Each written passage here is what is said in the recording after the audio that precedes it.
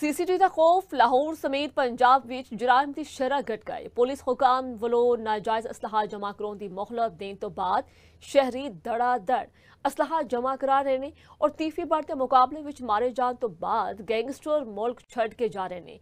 मजीद दस रहे ने मलिक मुश्ताक। जी बिल्कुल, मैं इस वेले मौजूद हाँ पुरानी नारकली आईजी पंजाब के दफ्तर के बाहर ते चूंकि आईजी पंजाब के दफ्तर के नाल ही थाना पुरानी अनारकली है तो मैं थाने के अंदर भी गया तो अज देखा कि काफ़ी ज़्यादा जोड़े पुलिस एहलकार के अफसरान ने वो बिल्कुल वेले बैठे हुए सन। उन्होंने आख्या कि क्राइम की शरह घटी हुई है तो ज़्यादातर शिकायत नहीं आ रही। सुहेल जफर चट्ठा ने भी आख्या सी कि पंजाब दे विच रहना तो शरीफ बन के रवो, नहीं तो दुबई भज जाओ। तो इस तरह उन्होंने गल के उत्ते अमल करदियां होया बहुत सारे बड़े बड़े लोग जोड़े ने वो दुबई भज गए ने। लेकिन जो नवा ऐलान है जी प्रेस कॉन्फ्रेंस हुई वो सुहेल जफर चट्ठा ने जो बड़ा चैलेंज दिता कि असला जोड़ा नाजायज असला जोड़ा बड़िया गलत जगह पर इस्तेमाल होता है तो वह असला हूँ जमा कराना पेगा। क्योंकि वज़ीर आला पंजाब मरियम नवाज शरीफ के हुक्म के मुताबिक हूँ पंजाब नूं नाजायज असले तो पाक करांगे असीं ते ओहदे भी असरात सामने आना शुरू हो गए ने।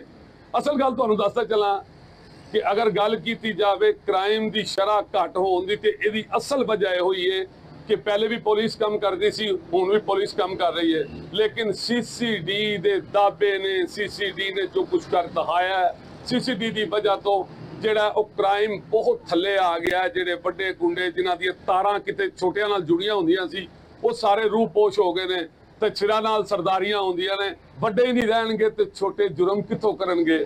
ਤੇ ਅਗਰ ਗੱਲ ਕੀਤੀ ਜਾਏ ਆਮ ਤੌਰ ਤੇ ਜਿਹੜਾ ਰੂਟੀਨ ਹੈ ਰੋਜ਼ ਦੀ ਤੇ ਉਹਦੇ ਵਿੱਚ ਵੀ 15 ਦਾ डाटा दसदा है और बहुत सारी चीज़ा दसदियां ने कि जुर्म की शरह कितनी है तो वह भी घट दिखाई दे रही है। चूँकि मैं अज दफ्तर के बाहर मौजूद हाँ, अज छुट्टी का दिन है, ये बावजूद जो पुलिस एहलकार ने वो वेले ने उन्होंने आखना है कि ज़्यादा काला नहीं आदियाँ हूँ बिल्कुल सुकून हो गया।